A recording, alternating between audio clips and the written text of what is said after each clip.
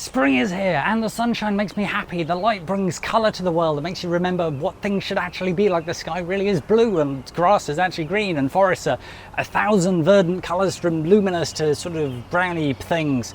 And plants aren't dead and you can go outside without encountering some sort of meteorological disaster. You may even be sniffed by a dog.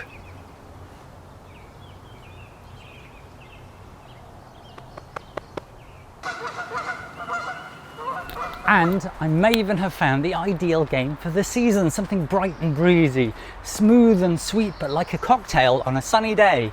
It also has a little bit of an edge. Or I may have just come to realise that I have a particular vulnerability for games where you put things down, where you just lay down squares or hexes and you sort of slot them together like a man who comes round and does your bathroom. That's me, that's what I like. Anyway, let's talk about Isle of Skye.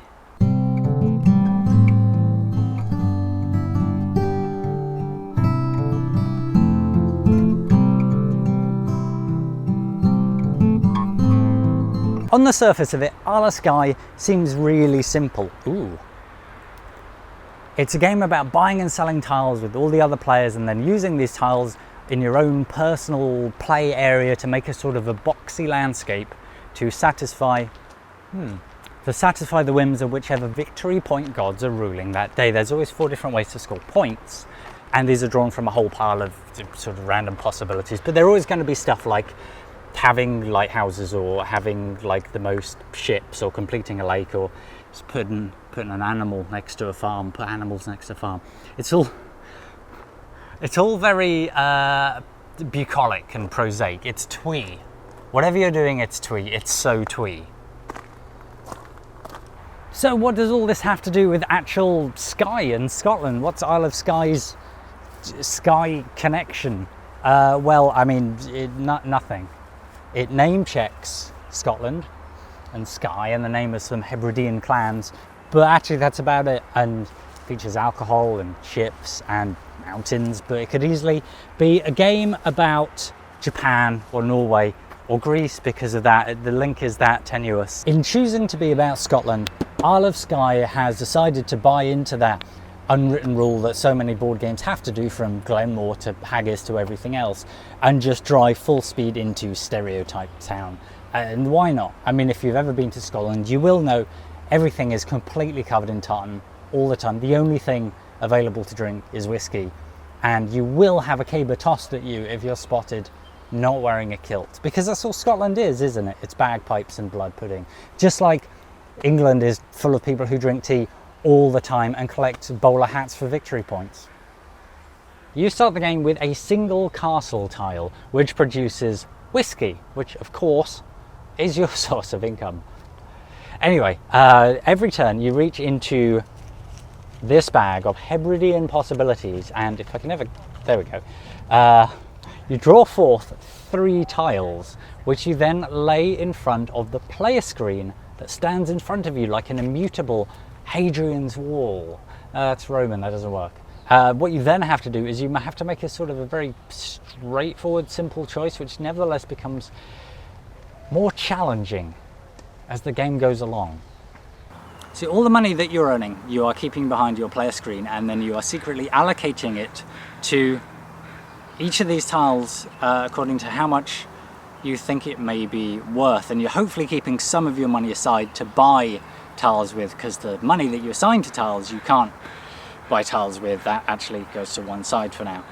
Now, what you want to do obviously is earn as much money as possible by selling the tiles in front of you, so you want to price them appealingly but not too high. You see, when people buy tiles from you, they give you the value of the tile, and the money you have assigned to the tile comes back.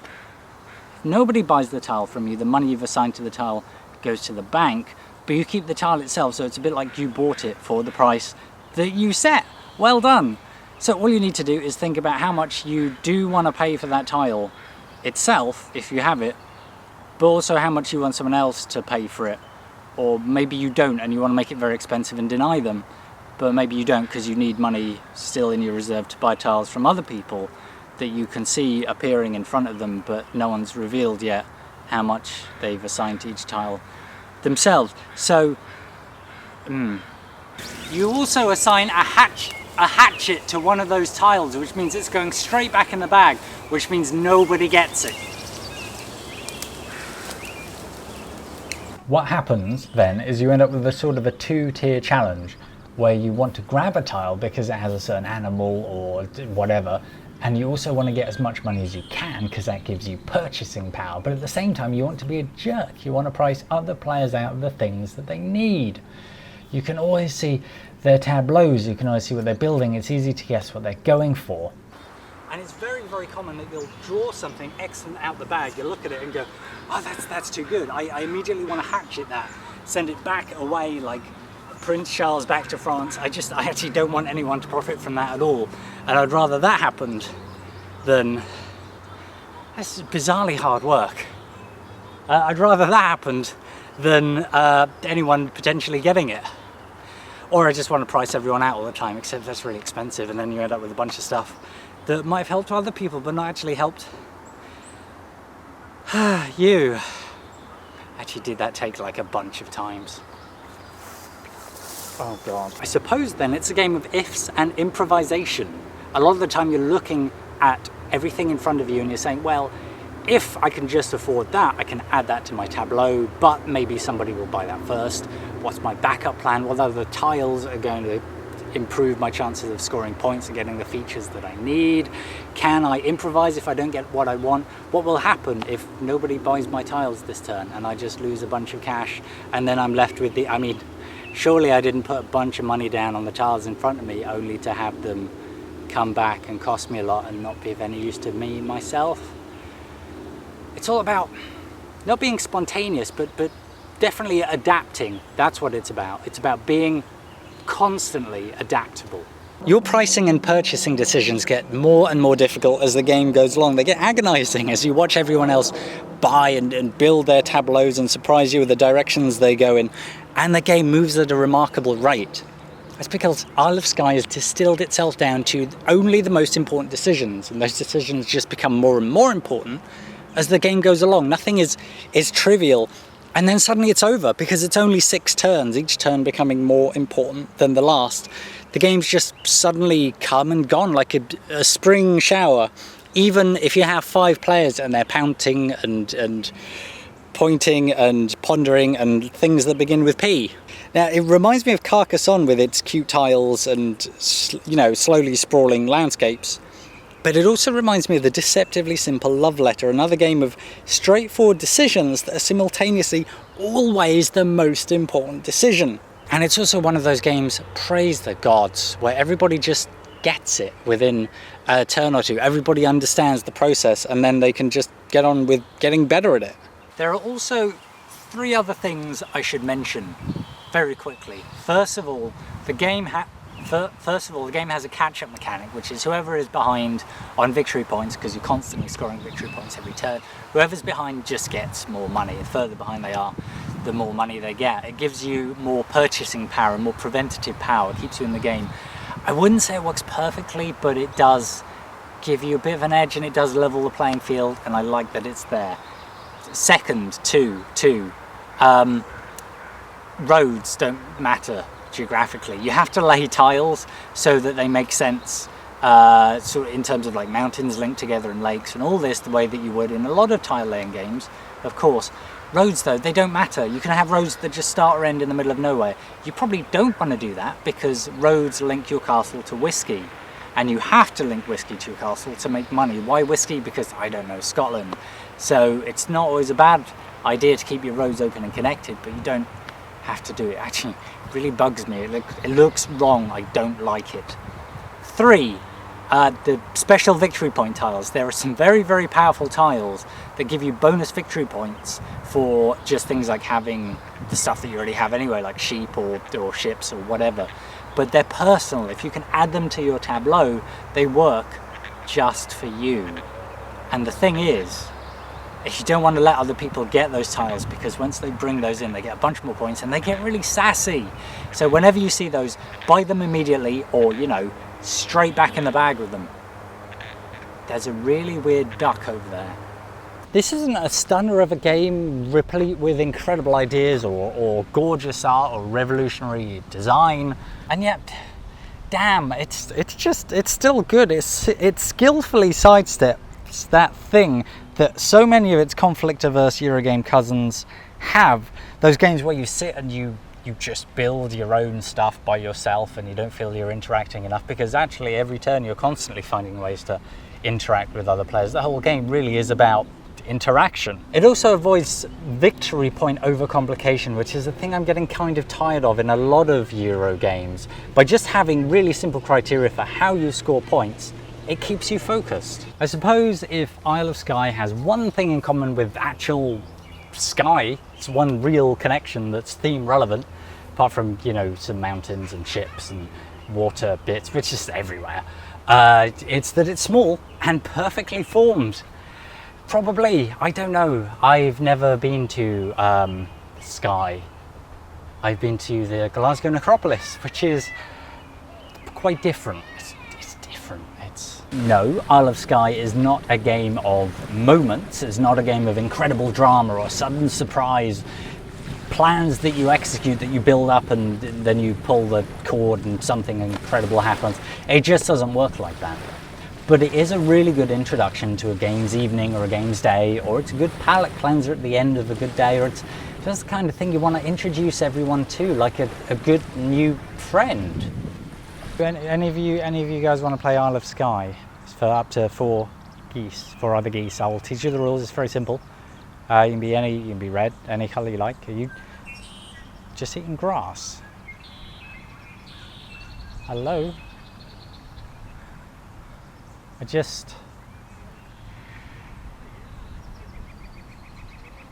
There's nobody else around. Whew. Long day. Still, Shut Up and Sit Down has no hesitation in recommending Isle of Skye. It's cute, yet it's coy. It's charming, yet it's kind of cutthroat sometimes.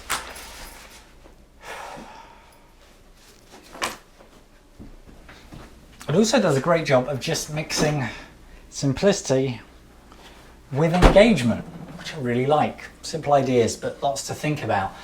In fact, it would have been great. It would have been great as one of those opener videos, you know, with a bit of cooking. But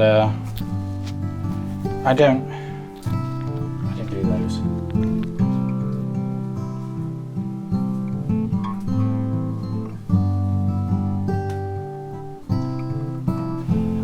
They're not me.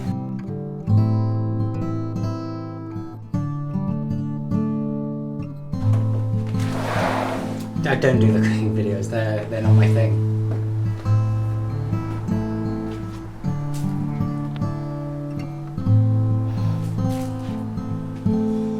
I don't do them. It's not quite my style. It's just because I think that, okay.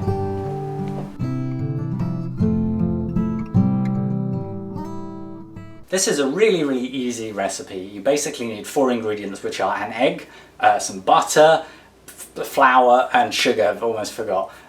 It doesn't matter what you have in your home. The thing you must have is an oven. You need an oven.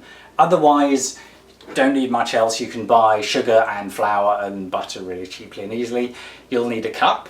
If you've got a way of measuring your ingredients and some scales and you're posh and fancy like that, that's great. I haven't. And just a pan like this is about all you need.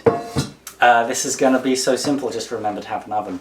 And the reason that I'm telling you this is I grew up not understanding cooking or baking and having a terrible teacher for it at school. And it was just a series of processes where you do a thing and a product comes out at the end, but it's like learning phrases in another language. You don't know really how the language works, you just say a thing and you know it means something. Hopefully, this is not just an easy recipe you can try, but you'll understand like what's actually happening here. Now, first of all, you need to get your 1 egg and you need to crack it over the side of whatever you're mixing in. Maybe that's a big fancy mixing bowl, but really a pot will actually do you just fine. Crack subtly but firmly, because there's nothing worse than attempting to crack an egg over and over again and then having it suddenly collapse on you. All of the egg should go in here, none of it should go here.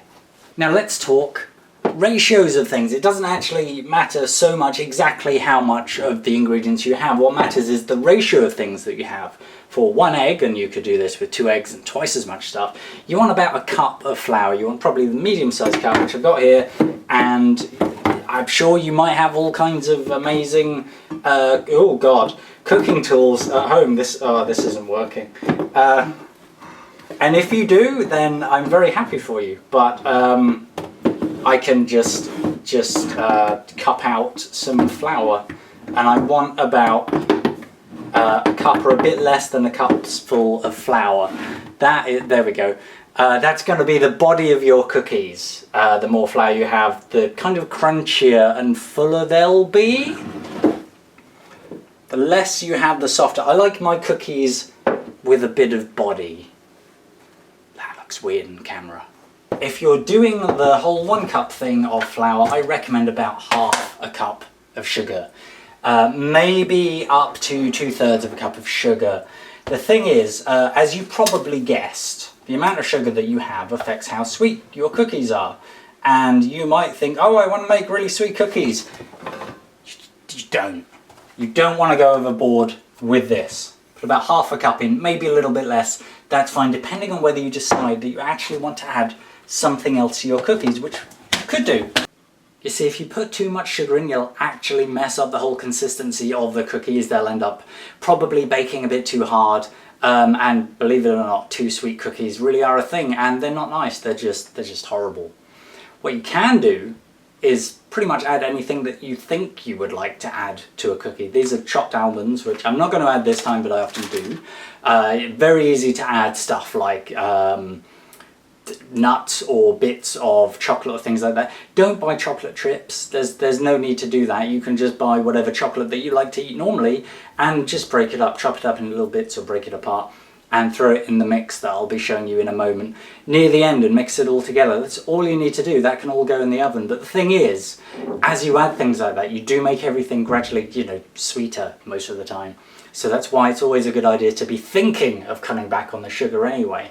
Now at this point, a lot of people are going to say to you, how about adding vanilla? You can add some vanilla if you like. You can add a tiny, whatever flavour you put in. If you want to put cinnamon in, fine, add a tiny amount. You don't need to add very much because these flavours are quite overpowering. Butter, which is going to be kind of the glue that holds everything together, that with the egg, they act as sort of emulsifiers, which basically means they stop the flour from just being flour everywhere. What you want is about half a cup of this for these ratios, which is not easy to get into the cup, but what I've got here is a 250 gram bit of butter, and half a cup here is about 125 grams, so it's about half of this size bit of butter. It looks about that big.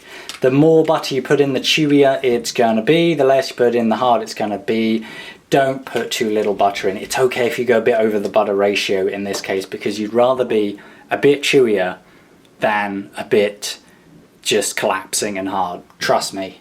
At this point, I'd just like to have a short aside about this. Now, if you're over the age of 29, you'll probably have already seen this stuff accumulating around you just in life. That's fine. It's a natural process. Tupperware is going to just gravitate towards you as you get older. That's okay.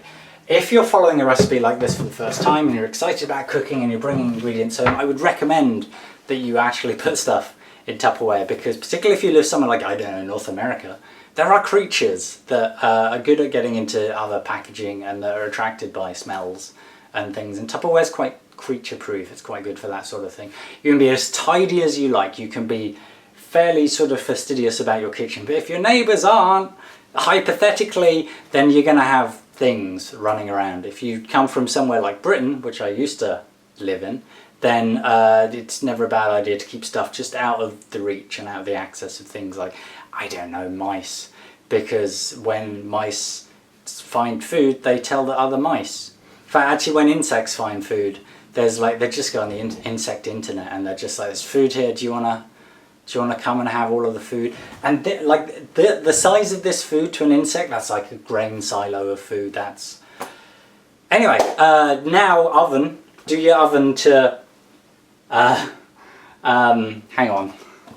Okay, do your oven to 175 degrees Celsius, or if you are from the special country, then you want it at about 350, 360 Fahrenheit if you're from that country that does that system for some reason.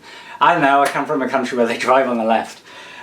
You've put all your stuff now in whatever your mixing device is, this is the cheapest pot that I've ever bought, but it doesn't matter, it's going to do the job. Everything now should be in here except the Tupperware. But Paul, how do I mix all of this stuff? I don't have all of these fancy modern appliances or special bits of cutlery, and I'm cooking on a budget. That's fine, you do it the way that people always used to do it in the classic old days, like this.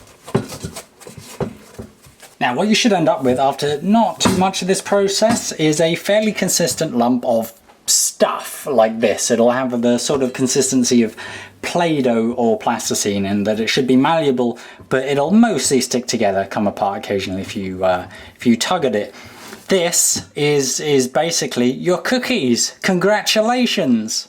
What you need next is a baking tray or a rack that goes in the oven. If it's a rack that goes in the oven, just put the cookies on it. If you have a baking tray like this, make sure it's greased beforehand. This one has a very thin coating of butter on. That's all you need. It'll just stop the cookies from sticking, and you can put the cookies on it in pretty much any shape and arrangement you like. You see, the cookies aren't actually going to expand as they go in the oven. There's no baking soda or anything like that in this recipe, so don't worry about them encroaching on each other or ballooning, but do try and make them thin so they cook well throughout. If you have a fancy cookie cutter, that's great. You can do some kind of crazy shapes if you want to, but I'm just shaping these by hand. After you have finished laying your cookies out, however you want to lay them out in whatever shapes, put them in the oven for about 10 minutes. That's about 10 minutes. So you did preheat the oven, right? 10 minutes